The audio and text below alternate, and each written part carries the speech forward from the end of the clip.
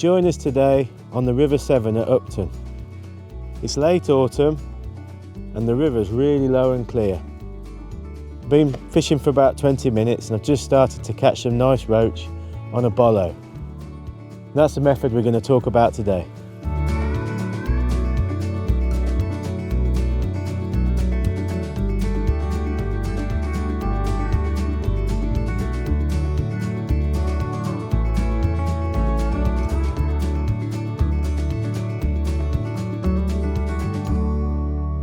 Well, the peg I've selected today is peg 8, and it's a great peg with some good roach form. And because the river's low, you can see that a lot of pace has gone out the water. So my main pace is from about a third to the middle. And it's quite a deep swim as well. So it lends itself absolutely perfectly to fishing with a Bolo. And a Bolo or Bolognese float is a Avon style float, fished top and bottom, and typically used with a bulk shotting pattern. Another great advantage is when you're fishing on pegs like this that are quite tight, enclosed in by trees, I can underarm the float and get it out into position quite easily. So the conditions we're faced with normally mean that the shoals of fish aren't close in. If the river was up and coloured, you'd probably be able to catch on a stick float and maybe even off the end of your rod. But I know when conditions are like this, you need to follow the fish out. And that's where fishing a Bolo like this with a longer rod can really help improve presentation and also improve catches.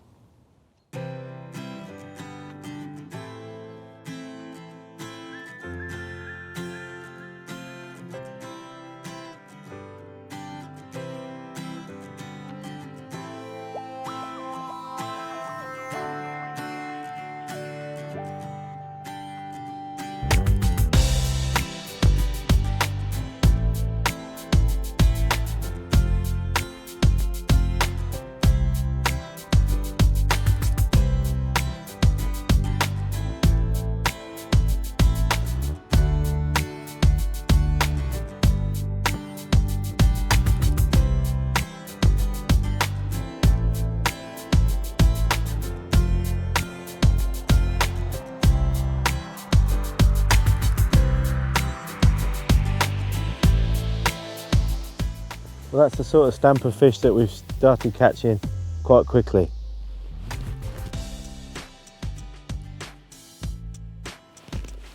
My approach with feeding today was I decided to pick a line just this side of the middle and introduce 3 or 4 big pouchfuls of hemp to maybe attract the fish and just give them something to mooch about on, and then start loose feeding maggots very regularly.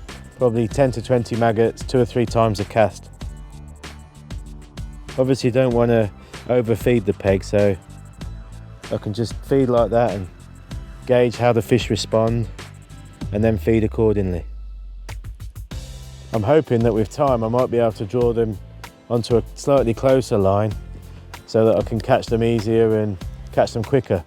You'll notice that there's a lot of leaves coming down the river, and that's also a good advantage of using a Bolo rig and a bolt rig like this, so I can almost bomb the bait through the leaves and get it down to the fish. I think fishing a waggler today would be a lot harder and probably very frustrating.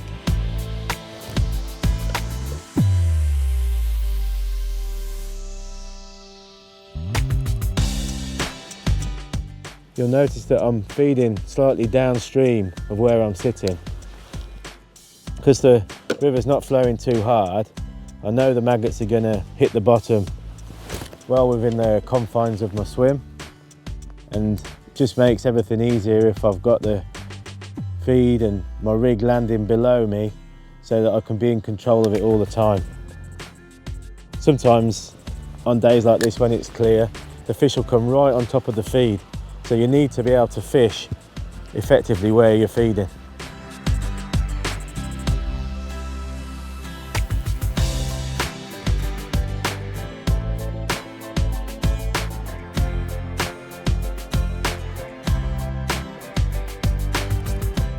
It's a nice stick. Bit of a problem this time of year, but you just have to deal with it and keep fishing.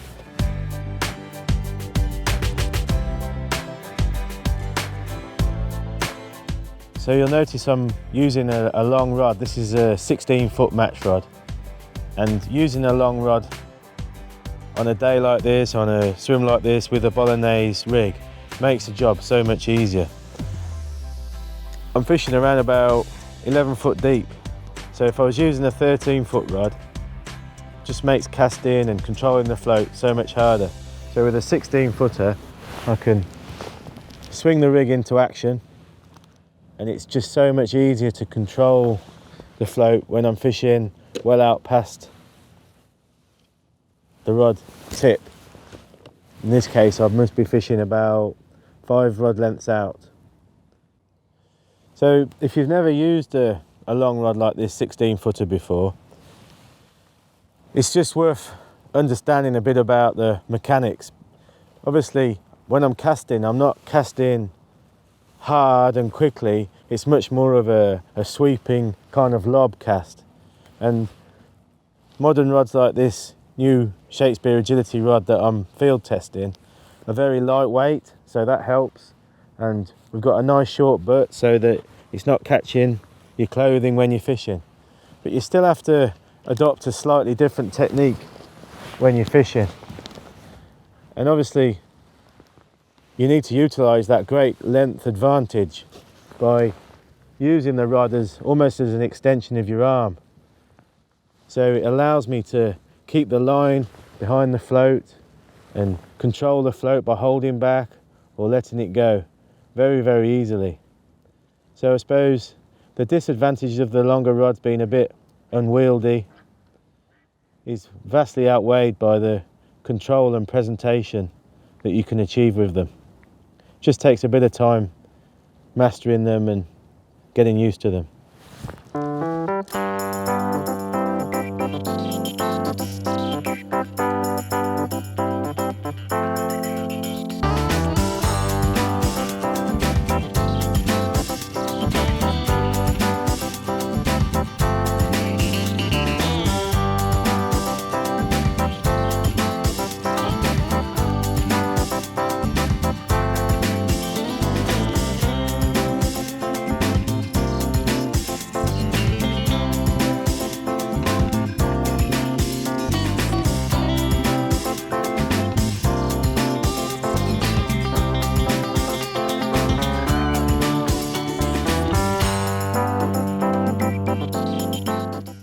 Bolo fishing, such an effective method, one I really love to do.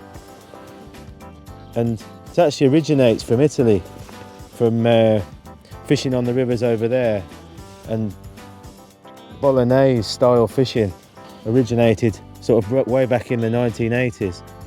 In those days, we didn't really have good quality long rods like this. People used to use long telescopic rods, and still do actually.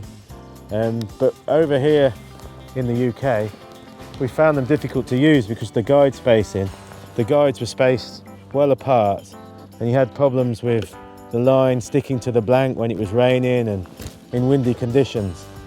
So eventually, longer rods like this, which had a standard sort of match format, 3 or 4 piece, with plenty of good quality lightweight guides on the blank, meant that you could still have a long rod, but one that was much more suited to fishing in the UK.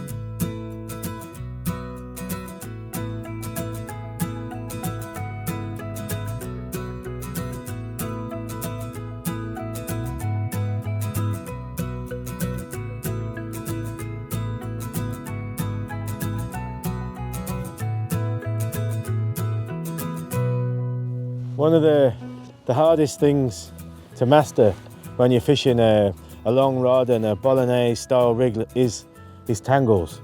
It can drive you absolutely mad. And I've learned through bitter experience that you want to fish with the simplest and most positive rigs to reduce the tangles as much as possible. So in this case I've got 6 number 8s bolted together as my dropper. And I find that's much less prone to tangles than maybe using one big BB shot. And just a simple tip is to always make sure that your hook length is shorter than the distance of your droppers and the bolt. So I'm actually using quite a good length of line between the bulk and my hook. So that's got to be 3 foot. And I just feel that gives me some fall of bait through the water to make the maggots, the hook baits, act as naturally as possible. And it's certainly helping today having that bulk to bomb the bait through the leaves. But it also just makes it so positive. You can get the float out to where the fish are feeding in your swim, get it down to them quickly and maximise the amount of bites and fish that you're catching. You'll also notice that I've got a string of number 8s below the bulk, and I find that just gives a bit of a boom effect, again to help prevent tangles of the line wrapping around the olivette. So it's definitely something to think about. Keep the rig as simple as possible, particularly when you're casting out like we are today. If I was just casting 2 or 3 rod lengths out, I might be able to start spreading the shot out to achieve an even better presentation, but not suffer from tangles because I'm not forcing the float right out. And perhaps one of the most important things to think about is when you cast, really feather the line so that the rig lands straight. It needs to be a really positive stop so that the rig lands straight and again helps to reduce tangles.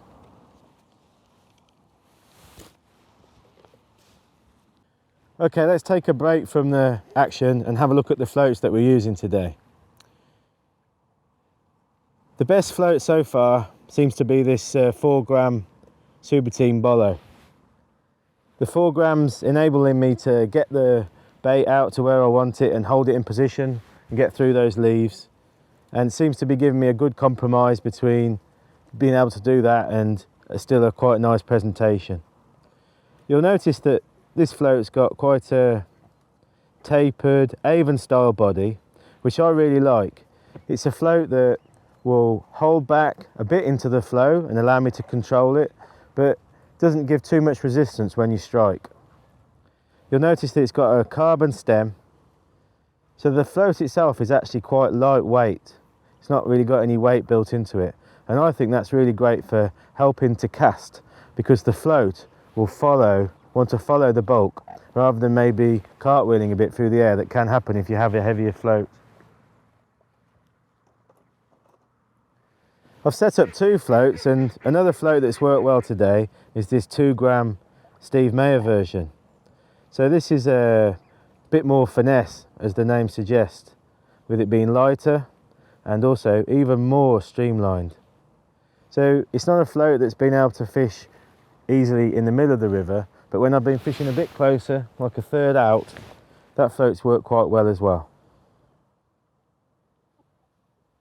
Now, on another day, if I was faced with maybe more pace, more depth, and I needed to control the float, I'd go for a float like this with a more pronounced body. Now, that will definitely be able to be controlled much easier when you're fishing, but does have the downside of more resistance on the strike. So I tend to use a bigger hook when I'm fishing with that style of float.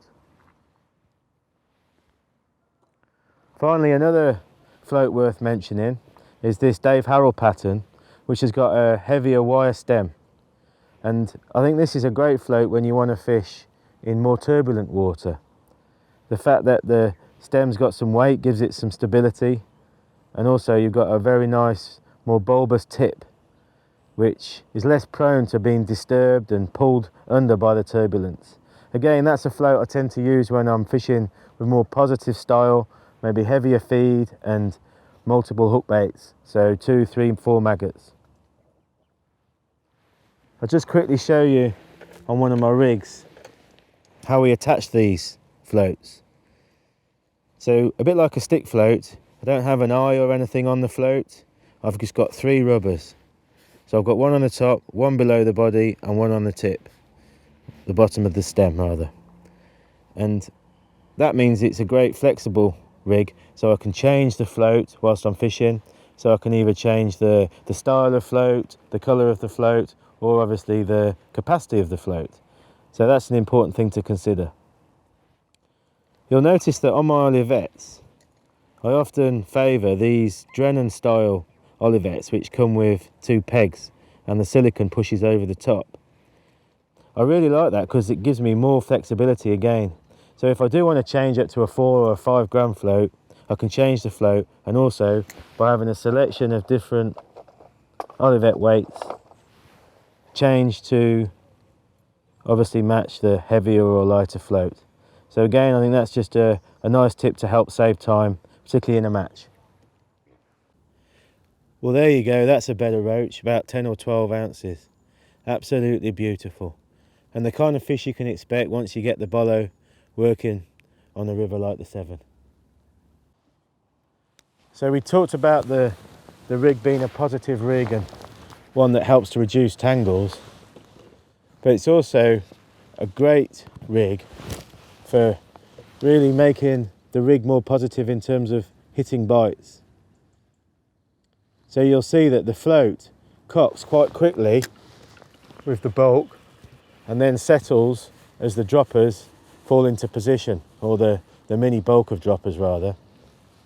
So you can see very quickly if you get a hold-up bite when the fish intercepts the bait, or once the bulk of droppers has settled.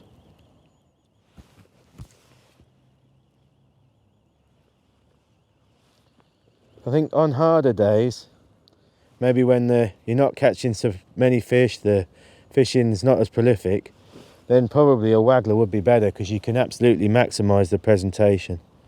But for a lot of the time on rivers, when you're catching good bags of fish, the Bolo can be an absolute perfect method.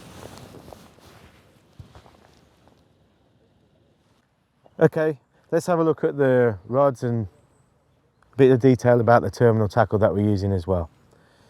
So this rod I'm using, I mentioned it's a 16 footer. It's actually a prototype.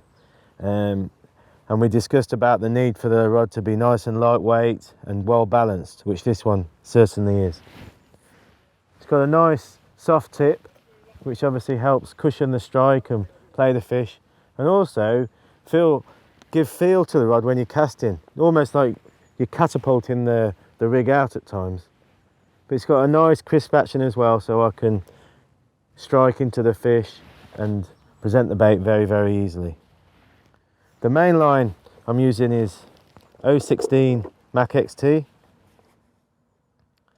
and I've switched between 010 and 012 hook length today.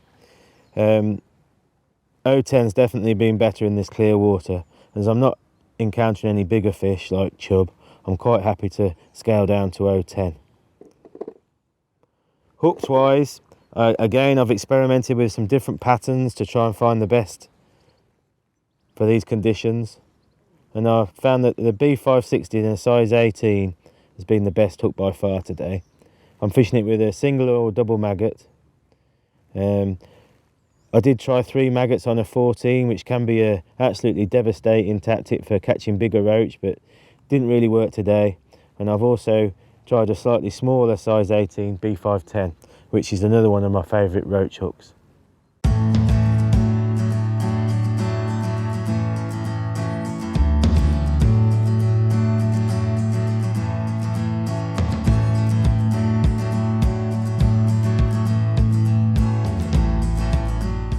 I do love float fishing on rivers like this, and I think you just got to think about the right style of float fishing to suit the conditions. It's just wonderful catching nice roach, trotting through and hooking them. It's just a wonderful, wonderful feeling.